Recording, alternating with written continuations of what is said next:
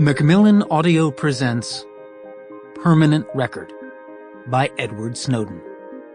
Narrated for you by Holter Graham.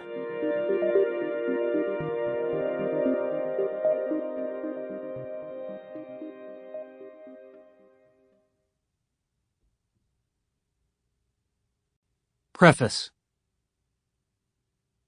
My name is Edward Joseph Snowden. I used to work for the government, but now I work for the public. It took me nearly 3 decades to recognize that there was a distinction, and when I did, it got me into a bit of trouble at the office. As a result, I now spend my time trying to protect the public from the person I used to be, a spy for the Central Intelligence Agency, CIA, and National Security Agency, NSA. Just another young technologist out to build what I was sure would be a better world. My career in the American intelligence community, IC, only lasted a short 7 years, which I'm surprised to realize is just 1 year longer than the time I've spent since in exile in a country that wasn't my choice. During that 7-year stint, however, I participated in the most significant change in the history of American espionage.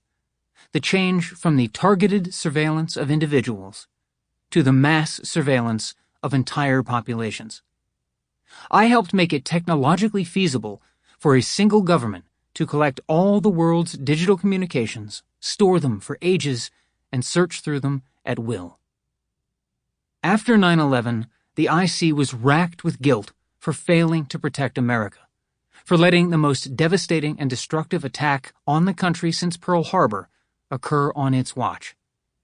In response, its leaders sought to build a system that would prevent them from being caught off guard ever again. At its foundation was to be technology, a foreign thing to their army of political science majors and masters of business administration. The doors to the most secretive intelligence agencies were flung wide open to young technologists like myself. And so, the geek inherited the earth. If I knew anything back then, I knew computers.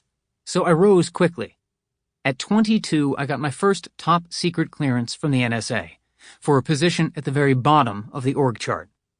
Less than a year later, I was at the CIA as a systems engineer with sprawling access to some of the most sensitive networks on the planet. The only adult supervision was a guy who spent his shifts reading paperbacks by Robert Ludlum and Tom Clancy. The agencies were breaking all of their own rules in their quest to hire technical talent. They'd normally never hire anybody without a bachelor's degree, or later at least an associate's, neither of which I had. By all rights, I should never have even been let into the building.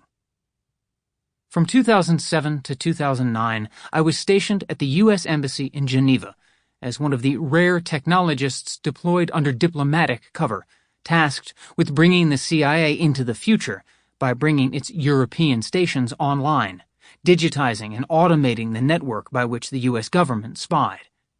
My generation did more than re-engineer the work of intelligence. We entirely redefined what intelligence was. For us, it was not about clandestine meetings or dead drops, but about data. By age 26, I was a nominal employee of Dell, but once again working for the NSA. Contracting had become my cover, as it was for nearly all the tech-inclined spies of my cohort.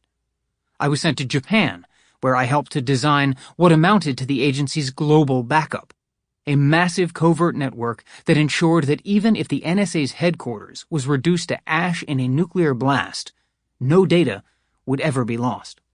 At the time, I didn't realize that engineering a system that would keep a permanent record of everyone's life was a tragic mistake. I came back to the States at age 28 and received a stratospheric promotion to the technical liaison team handling Dell's relationship with the CIA. My job was to sit down with the heads of the technical divisions of the CIA in order to design and sell the solution to any problem that they could imagine. My team helped the agency build a new type of computing architecture, a cloud,